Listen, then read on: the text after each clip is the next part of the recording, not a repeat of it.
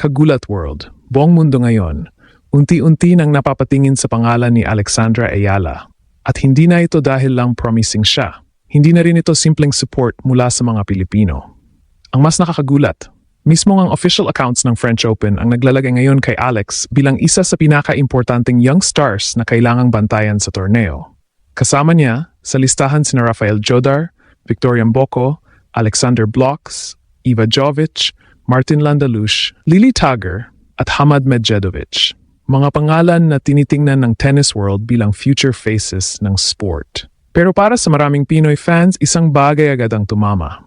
Kasama na talaga si Alex sa global conversation. Hindi biro yon.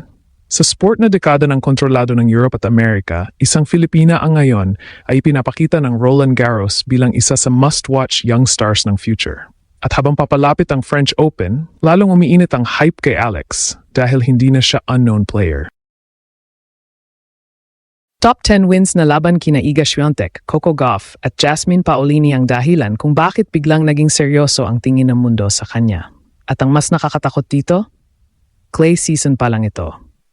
Ibig sabihin, habang papalapit ang Roland Garros, torneo na nangangailangan ng matinding patience, movement at tactical maturity, posibleng mas lalo pang mag-evolve ang laro ni Alex. Kaya ngayon, habang tinitingnan buong tennis world ang 8 batang stars na ito, maraming Pilipino ang naniniwala na baka ang pinakamapanganib sa listahan ay ang babaeng galing Pilipinas. Sa dami ng young players na sinusubukang sumikat sa professional tennis, kakaunti lang ang nabibigyan ng special attention ng isang Grand Slam tournament gaya ng French Open.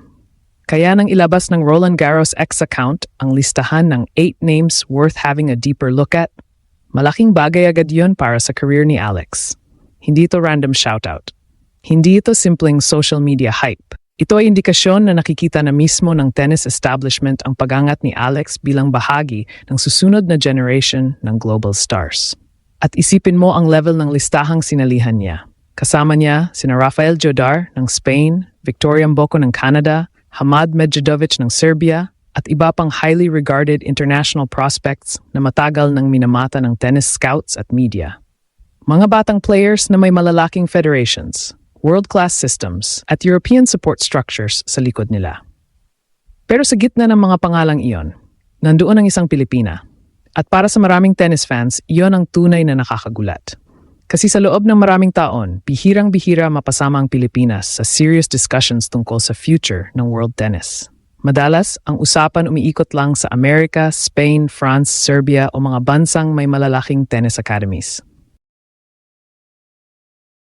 Pero ngayon, dahil kay Alex, napipilitan ng buong mundo na pansinin ang Pilipinas. Hindi na siya feel-good story. Hindi na rin siya simpleng junior champion na sinusubukang makapasok sa pro scene. Isa na siyang legitimate emerging threat.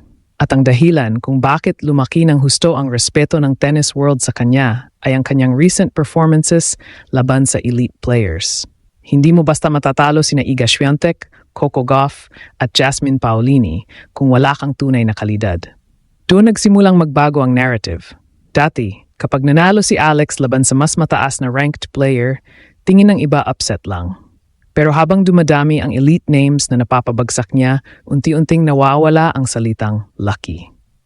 At dito nagiging dangerous si Alex. Kasi habang ang ibang young stars kailangan pa ng ilang taon para mapansin, si Alex parang biglang sumabog sa radar ng buong tennis community.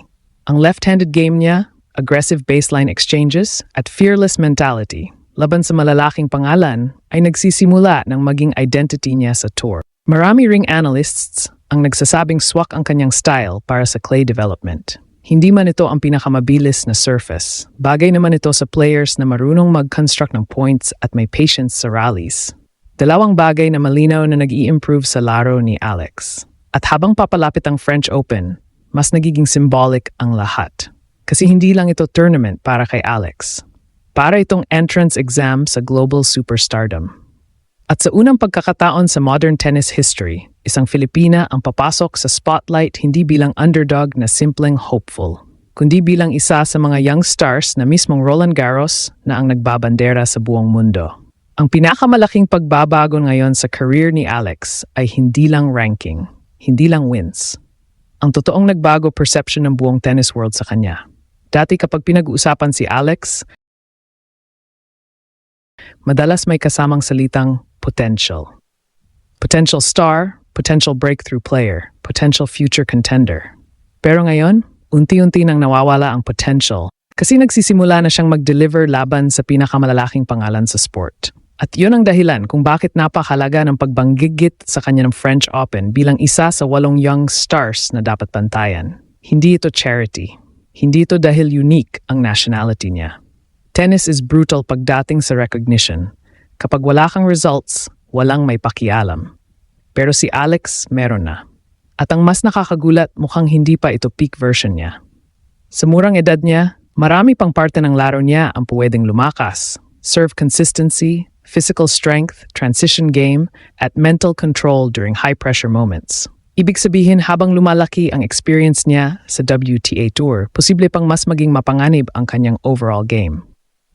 Kaya ngayon, maraming international fans ang nagsisimulang magtanong, hanggang saan aabot si Alex? At honestly, mahirap na yung sagutin kasi kapag tiningnan mo ang trend ng kanyang development, parang mabilis niyang nilalampasan ang dating expectations sa kanya. Noong junior years niya, malaking achievement na ang pagiging Grand Slam junior champion. Pero ngayon, ibang level na ang usapan. Professional wins na laban sa top 10 players. Grand Slam spotlight. International media attention. At pinaka-importante, respect mula sa tennis insiders. Hindi rin dapat maliitin ang epekto ng kanyang pagiging left-handed player. Sa women's tennis, malaking advantage iyon lalo na sa clay.